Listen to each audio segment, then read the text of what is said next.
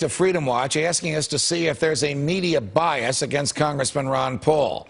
A so-called Super Political Action Committee, Super PAC, dedicated to him, is now demanding that CNN bench reporter Dana Bash for, in their view, obvious bias against the Texas congressman. Take a listen. I'm sure you talk to Republicans who are worried as well, just like I am, that Ron Paul will continue on long into the spring and summer, even further. Even if he runs as a Republican or as an independent, he could really hurt whomever the Republican nominee is, because still nobody thinks, even if he does well here in New Hampshire, that he will ultimately be the nominee. That he will ultimately be the nominee. Why would a CNN reporter claim she is worried, just as worried as the Republican establishment, about Congressman Paul's candidacy? Jack Hunter joins us now.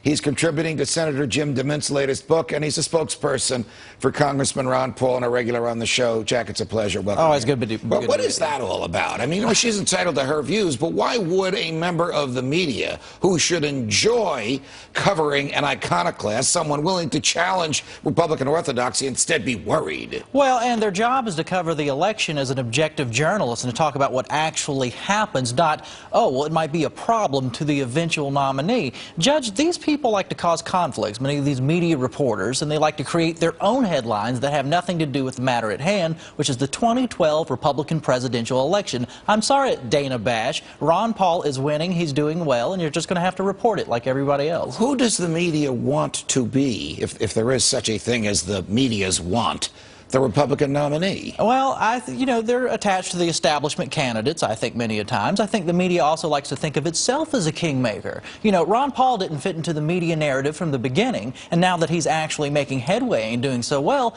they really don't know what to do with him. Is he still being ignored by the media, even though he finished third or second, depending on how you count Iowa, and a clear, strong second in New Hampshire? Well, I don't think he's being ignored to the degree that he was, but what we're seeing is a media that's used to ignoring Ron Paul, having to cover him and do it sort of willy-nilly. Oh, well, there's that Ron Paul who came in second in New Hampshire and came in with a fifth of the vote in Iowa, and they really don't know how to approach it in sort of an honest journalistic way. How can Ron Paul tap into the libertarian strain amongst Republicans in South Carolina? And I ask you that with deference to your position. Somehow you're an advisor to both Senator Jim DeMint and Congressman Ron Paul. Well, I'm a contributor. Jim DeMint has a wonderful new book out called Now or Never, and I was proud to be a contributor to one of the chapters. Okay. But yeah, he has said on, I believe, Fox and Friends this morning that the Republican Party better start listening to Ron Paul if it wants to be a majority party. And even more important, the point Senator DeMint made, is if we're going to cut spending, if we're going to do something and turn this country around in a fiscal way in line with what the Tea Party wants, you better listen to Ron Paul. I personally don't see any other candidate in this race who's offering $1 trillion in cuts. Do you? What? No, not at all. Not at all. You have the other candidates are just a Republican version of big government. That's right. A little bit more of the same with a slightly different emphasis. I've been saying that for a long time, as have you. What would Ron Paul want or expect to get from whoever the establishment candidate is if the victor is not Congressman Paul? Well, that's a very good question, and people are speculating. Obviously, going throughout this election, the potential to pick up delegates, to have a lot of influence if he were not to get the nomination. Hopefully he gets the nomination, we turn this country around.